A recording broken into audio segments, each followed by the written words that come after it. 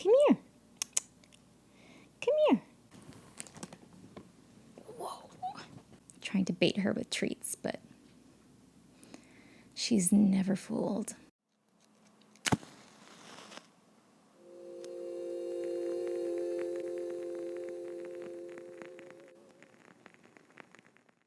Hello, my dears.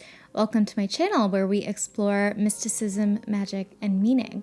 Today's topic is how to prepare for a tarot reading in 8 steps. This is something people overlook constantly, right? We just book a tarot reading and say, the reader's going to know what's going on and it's going to be fine. I don't have to worry about anything. But the truth is, if you properly prepare for the reading, you're going to get so much more out of it. And it's going to be such a more fulfilling experience, both for you and the reader. So I just want to share that if you see me doing weird arm things or like lifting my arm weird, it's because I gave blood today. I'm a good person. But they didn't give me a sticker, and so was it even worth it? When we book a reading, we get all excited and we think it's going to be this relaxing, beautiful, mystical experience. But getting a reading is not getting a massage. It's not done to you. It's participation between you and the reader and the cards and the universe. Getting a reading or doing one for yourself, these steps will apply to everybody in some way. And if you're really taking your reading seriously, take your preparation seriously. So without further ado, let's get into the 8 steps of preparing for a tarot reading. Step 1, crack open the journal and let it flow. Most of the time, the reason we book a reading in the first place is because we're overwhelmed, we're confused, we're dazed, our lives have become bigger than us or smaller than us, and we just need someone to help us find some clarity. In my experience as a reader, when clients come to me and start like winding through the wild experience of their lives, I often get lost with them. If they don't have clarity about what's really going on inside themselves and outside themselves, it's going to be really hard for me as a reader to understand what it is they're actually trying to clarify. I can't tell you how many clients come to me starting off with something as simple as, I broke up with my boyfriend and now I feel like I'm a mess. and somehow end with, I think I should quit my job and start a new career as a life coach.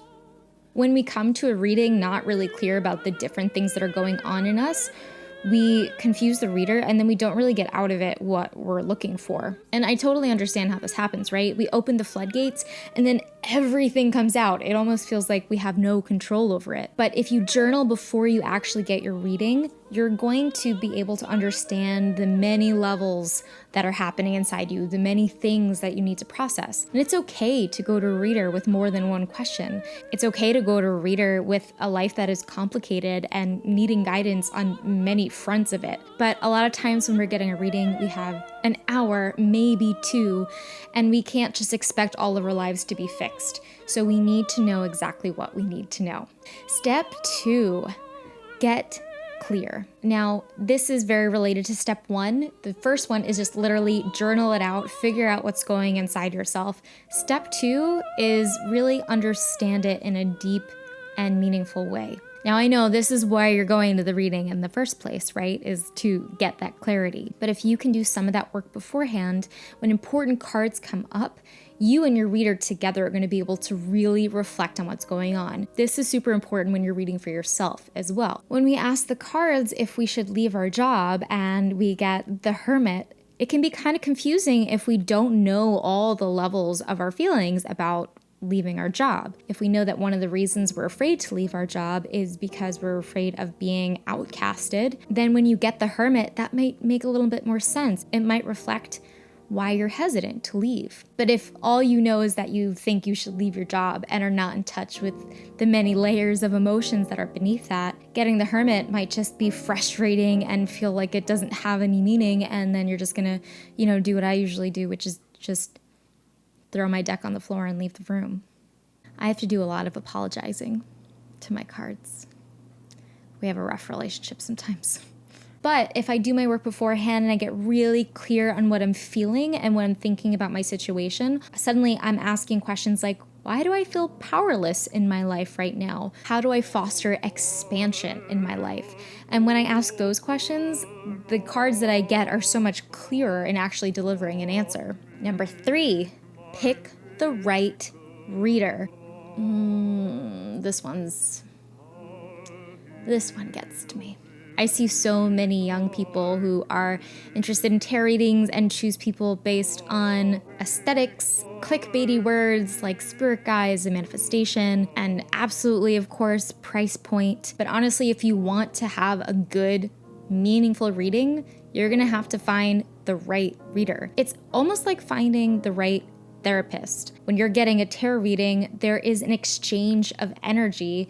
There's literally magic happening. I have a personal experience of this where I was recommended somebody and I didn't really do my research on them, but I said, okay, they sound really good. And when I went to get my reading, they pulled out this deck that was like grotesque horror steampunk themed.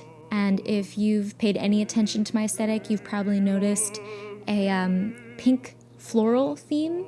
I am not into steampunk. As they're pulling the cards, I'm feeling more and more distracted by this imagery that not only doesn't resonate with me at all, but almost like makes me a little sick. All I could see was like blood in top hats. I mean, that was it for me. If I had done real research on the reader beforehand, either on their social media or their website, I would have seen that their whole theme is kind of dark, moody stuff. And I would have known I probably need to find somebody who's a little bit more aligned with what I'm aligned with. When I'm looking for a reader, I usually look for somebody who has some connection to Jungian ideas, somebody who's aligned with how I approach tarot and I approach the archetypes, because I know we're going to speak a very similar language and the reading's going to be pretty fulfilling. Once you think you've found a reader, though, it's very important to make sure you check on the reader's policies. Some refuse to read for health questions, others refuse to read for third parties. There's just a lot to know, and so you really should go on a reader's website and make sure you familiarize yourself. And just kind of a side thing about picking the right reader, always really be careful about picking people on the internet. That's coming from an internet-based reader, so I'm trying to keep it real here. There are plenty of people who on the internet have literally just picked up a deck of cards for the first time. There are plenty of people out there who will price themselves really low just to make some quick money, and they're not necessarily going to really give you the guidance that you're looking for. So just be careful, do your research, ask questions, and it's going to be great. Step 4, make sure your space is prepared. Right before you go into the reading is kind of the key moment of preparation. If you're going into a reading literally on your lunch break from work and you just had a really bad morning and you spilled coffee on yourself and then you can't find your pen and then you literally walk into a reading, it's gonna be bad. Give yourself the space. I've literally given readings to people while they're walking their dogs and doing their gardening and even eating sushi. Sometimes that's the time we have, and I get it. But also there's a really good chance that you're not gonna be in a space that's completely receptive to all the wisdom coming your way. It's remarkably easy to overlook creating a sacred space for ourselves, even though we know we're engaging in a sacred practice. Make sure there are not people around you, especially not the people that you might be discussing in the reading. Literally has happened to me. If you need to cultivate space with candles and incense and things like that, really take the time to prepare that in advance. Be intentional. Make sacrifices so you can prioritize the reading. You're paying for this service. Get the most out of it by being truly present and truly supported. Step 5, meditate beforehand. So there was one time I had booked a reading with somebody I was really excited about, and I had given myself time, I had done my research, and then I cleared out my day basically so that I could give myself entirely to this reading. I only had one thing that I had to do.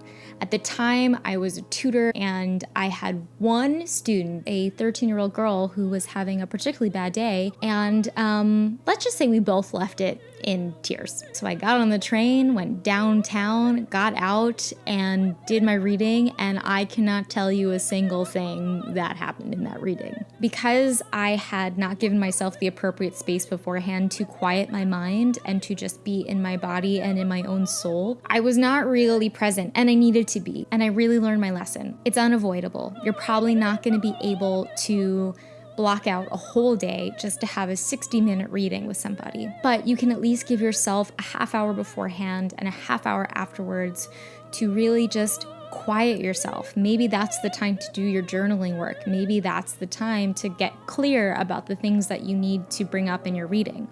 Number 6, have a notebook ready. And it doesn't have to be a notebook necessarily. I've had people record their readings on their phone. I've had people willing to pay me a little bit more to do a write-up for them afterwards. Readings can move very fast. Sometimes we ask big questions and we only have 30 or 60 minutes to get some answers, and the reader will pull 10 cards and just shoot them off one by one. You want to make sure that you are taking down the most important parts of what you're receiving. Even though inside the reading it might feel like the things being said you'll never forget in your entire life, you'll forget them. Make sure you record the important stuff. A reading is sometimes years of therapy condensed into 45 minutes, and you want to make sure you get the gems out of that. Number 7, this is a big one. Know what you're willing to share. Oftentimes, the stuff that you are going to bring to a tarot reading is pretty private. Oftentimes, we're talking about relationships with our parents or our partners or even our children. Sometimes we're saying things that we would never be comfortable with anyone hearing, let alone a stranger. And that is fine. You do not need to divulge anything more than you're comfortable with to a reader. But if you're coming to your reader asking how to heal your marriage, and you're not willing to talk about your marriage, the reader's gonna have to do a lot of work trying to figure out how the cards are specifically applying to you. This is something people assume about tarot all the time, that the cards should always have the answers and you don't need any more information. But there's only 78 cards that are trying to apply to the entire world of things that could be happening to you. So obviously there can be some gaps. I one time did a reading for someone who wanted to focus on their career.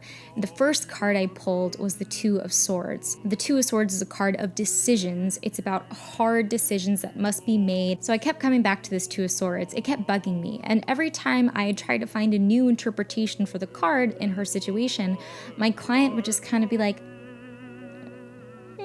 and I was not satisfied with this, right? As a reader, I want to make sure my client is getting exactly what she needs. So finally, at the end, I was like, look, the Two of Swords is here for a reason, and I don't know what it is, and I don't want you to be unhappy. So can you tell me, is there any place in your life that there is a hard decision before you that you're just kind of stuck over? And she told me that she was trying to decide whether or not to leave her husband. And so, yeah, there's the Two of Swords.